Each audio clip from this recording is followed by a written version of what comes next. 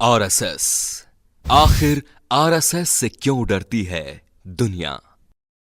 RSS यानी कि राष्ट्रीय स्वयंसेवक संघ 27 सितंबर 1925 को डॉक्टर केशव बलिराम हेडगेवार ने जिस संगठन की नींव रखी है, वो आज भारत में स्वयं सेवा, निस्वार्थ देशभक्ति और हिंदुत्व के आदर्शों को बढ़ाने वाला संघ बन चुका है।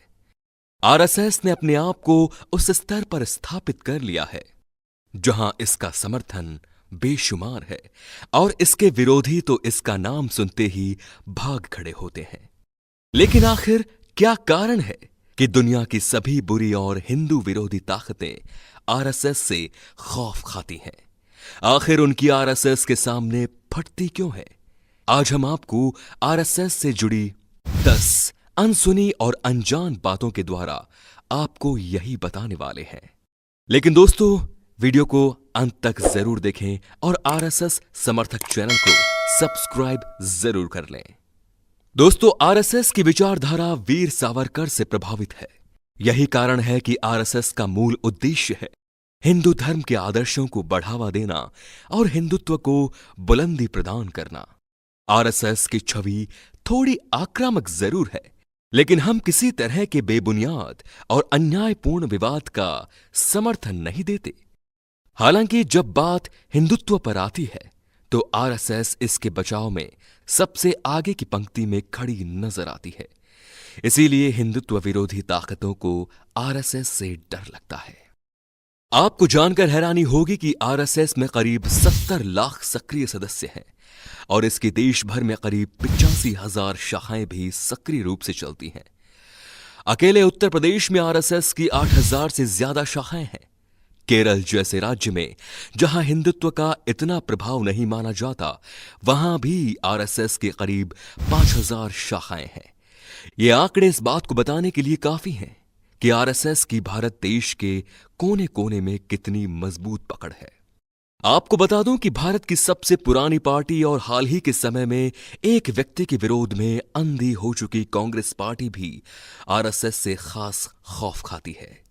इसका कारण है आरएसएस की हिंदुत्ववादी छवि, जो कांग्रेस की तथाकथित सेक्युलर छवि के खिलाफ जाती है और कांग्रेस को हर बार एक वर्ग विशेष के फायदे के लिए देश से दगा करने से रोकती है। कांग्रेस का आरएसएस से खौफ खाने का एक कारण चुनाव और देश में आरएसएस का मजबूत वर्चस्व भी है। भारतीय जनता पार्टी के लिए सत्ता की चाबी तक का रास्ता बनाने में आरएसएस का योगदान किसी भी स्थिति में नहीं भुलाया जा सकता। आरएसएस की छवि जरूर एक हिंदूवादी संघ की है, लेकिन इसका मतलब ये बिल्कुल भी नहीं कि हम हिंदू, मुस्लिम और ईसाई धर्म गुरुओं की तरह दूसरे धर्मों के लोगों को डरा धमकाकर और पैसे का लालच देकर उन्हें हिंदू बनाना चाहते हैं। आरएसएस की शाखाओं में हर धर्म के इंसान का स्वागत होता है और आरएसएस को दूसरे धर्म के त्योहारों पर विशेष आयोजन करते हुए भी देखा गया है। इसके कारण आरएसएस को न केवल हिंदू बल्कि देश के मुस्लिम और दूसरे धर्मों के लोगों का भी बड़ी संख्या में समर्थन हासिल है। कई लोग कहते हैं कि आरएसएस ने महात्मा गांधी के स्वतंत्रता आंदोलनों में शामिल होने से इनकार कर दिया था, लेकिन ऐसा बिल्कुल भी नहीं है। उन्होंने बस संघ के लोगों को 1930 के नमक सत्याग्रह से दूर रखा था। इसके अलावा आरएसएस के लोगों ने स्वतंत्रता आंदोलन में भाग लिया है। हालांकि आरएसएस न्याय के लिए अहिंसा के पथ पर तब तक चलना जानती है जब तक ये राष्ट्र और धर्म के हित में हो। नहीं तो महाराणा प्रताप और वीर शिवाजी की इस भूमि ने हमें शस्त्र उठाना भी सिखाया है। भारत पाकिस्तान के बंटवारे के दौरान आरएसएस ने पाकिस्तानी पंजाब में फंसे कई हिंदू परिवारों की जान बचाई थी। महात्मा गांधी और पंडित जवाहरलाल नेहरू ने आरएसएस की चाहे जितनी निंदा की और जितना विरोध किया, लेकिन आरएसएस ने अपने कार्यों से उन दोनों को भी आरएसएस के प्रति अपनी सोच बदलने पर मजबूर कर दिया था। भारत की सुप्रीम कोर्ट तक कह चुकी है कि भारतीय सेना के बाद अगर कोई भारत की सच्ची रक्षा कर रहा है तो वो है आरएसएस।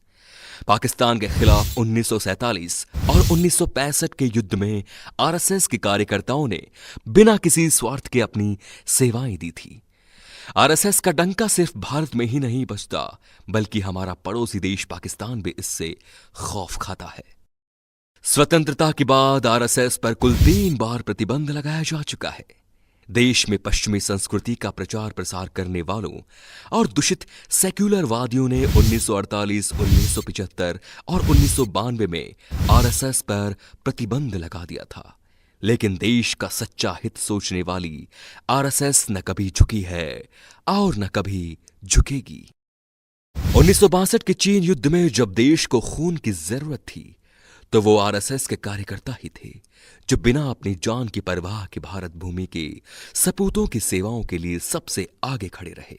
और आज जब देश कोरोना संकट से गुजर रहा है, उस समय भी आरएसएस के लोग दिन रात मानव सेवा में लगे हुए हैं।